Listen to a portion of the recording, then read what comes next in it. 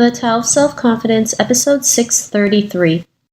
Welcome to the Tao of Self-Confidence, where I share stories of amazing women who have discovered their inner journey to self-confidence. Visit our website at thetaoofselfconfidence.com. Your inner journey to self-confidence awaits.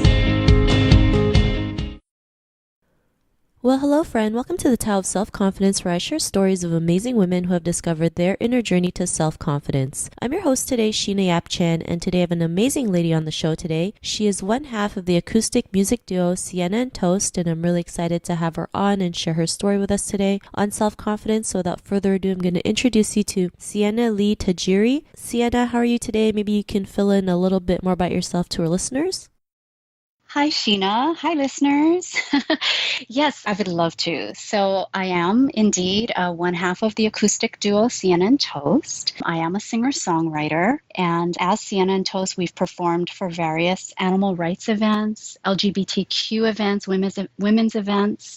We've also done a lot of co-songwriting and performing with multiple Grammy Award winner Daniel Ho, who's known in some of the Hawaii circles, as well as Faith Rivera, who's a songwriter herself. But we also have a podcast that's dedicated to all things that comfort the soul. So it includes all of our loves, spirituality, cats, all animals really, food, and our music, of course. Awesome. Well, thanks for sharing that. And Siena, what's your cultural background? So my cultural background, well, I'm Asian American, but I was born and raised in Hawaii. And as many people know, Hawaii is such a melting pot of various Asian cultures. So I am Filipino, Japanese, Okinawan Chinese. And after I did 23andMe, I realized I was also Korean. Awesome. Well, thanks for sharing that. And what would be your favorite self-confidence quote? This was such a good question because I had recently heard a friend actually mentioned this to me, and I'm like, right as she mentioned it, I took out my notes on my phone and I was like, I typed it in there. I'm like, I have to remember this. I'm so glad you asked. So the quote that is my favorite is, when you stop caring about what others think of you, you have more room to love them. Awesome. I think that's a great quote. I know as, especially as Asian women, we're so, aim to please, and we're always so worried about what other people think of us. So, this is a great reminder to have. I know. And in your own words, how do you define self-confidence?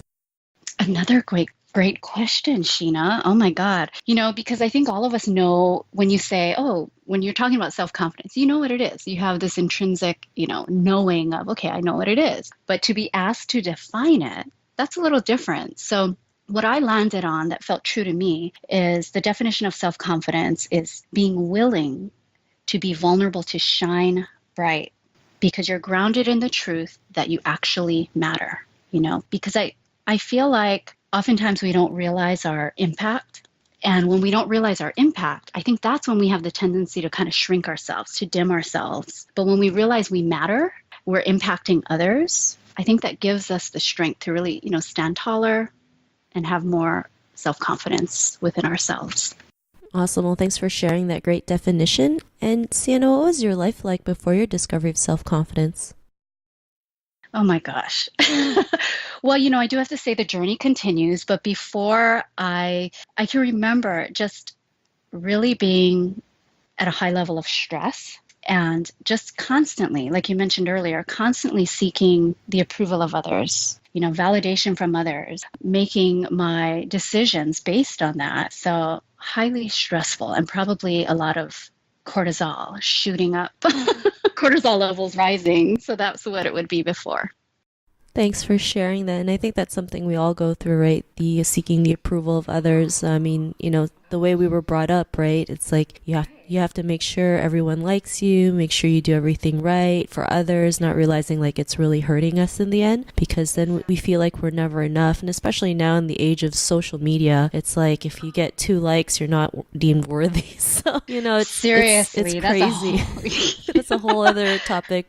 And what was that point in your life when you realized that, you were more than enough to go out there and be the person that you are today? What was that aha moment? Yeah, well, I think that I think that we're all so lucky to have several of them, really, because I think throughout life, you're given so many different aha type moments to help reinforce and just realign. But the most recent, I would say, aha moment to help me just kind of realign myself was when my grandmother passed. So, my grandmother in Hawaii, she was the one who raised me.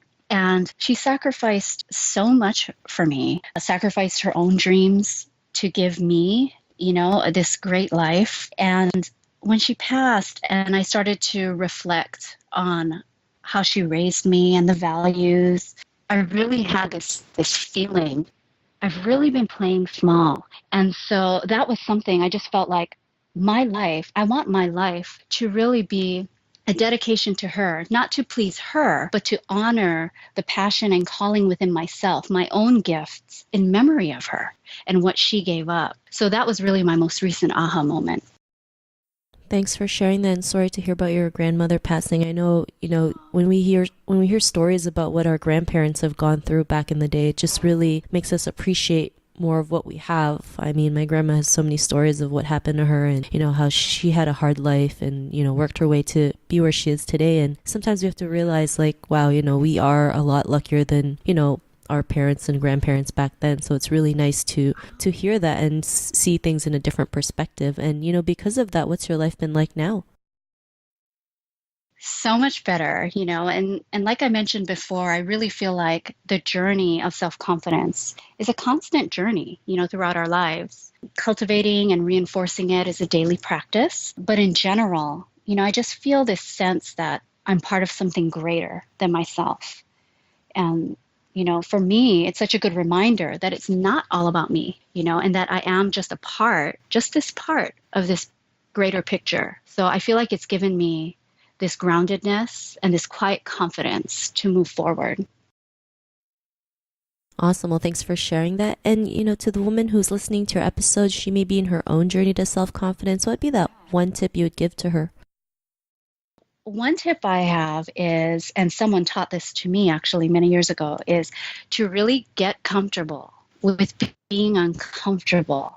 I think a lot of times we see discomfort as like a bad thing, like, oh, I don't want to be uncomfortable. But I think something that is helpful to realize is that when we are uncomfortable, so many of the times it's really a sign that we're on our green growing edge. And when you're growing, you gain confidence. So that would be one tip. Get comfortable with being uncomfortable. The second bonus tip, is also something that I learned throughout the years is that, and this was something I learned especially in the performance mode. So going up on stage to sing a song, when I start to feel insecure, when I feel like, oh my God, I don't know if I can go up there, and I'm feeling low confidence and all of that, it really is a moment to realize that, you know what? I am totally focusing on myself here. I'm focusing on how I'm feeling and me, me, me, me. But if I can just take that opportunity when I'm doing that, first notice when I'm doing that, and then take the step in the direction of switching the focus. Let's turn the focus on others.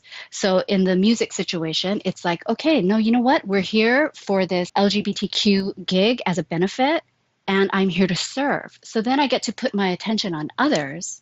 And I got to say, it really does lift that angst that can sometimes pop in. You think, oh, I've dealt with it, but it sometimes creeps up on you.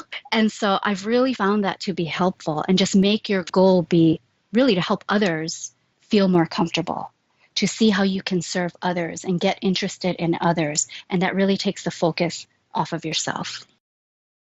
Thanks for sharing those great tips. And if our listeners wanted to get to know a little bit more about you and what you do, is there any links or social media profiles we can connect with? Oh, yeah. So we're mainly on Instagram. That's where we're the most active. So that would be at SienaandToast.com, Siena with just one N. And you can also visit us on our website, SienaandToast.com.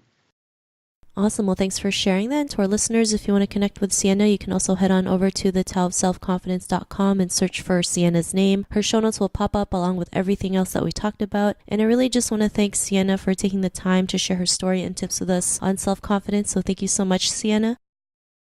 Oh, Sheena, thank you. You know what? And I'm so grateful for what you're doing, giving us women a platform to really tell our stories. I really feel like when you tell your story, it's such a connective, powerful force. And you're giving that to us. You're giving us that platform. So thank you. No, not a problem. I mean, I'm really appreciative that you were on the show today to share your story. So thanks again. And to our listeners, be on the lookout for another new episode of another amazing woman's journey to self-confidence. And we'll talk to you soon. Bye for now. Thank you. Thank you for tuning in to another amazing episode of The Tao of Self-Confidence. Get your free audiobook by visiting our website at thetaoofselfconfidence.com. Your inner journey to self-confidence awaits.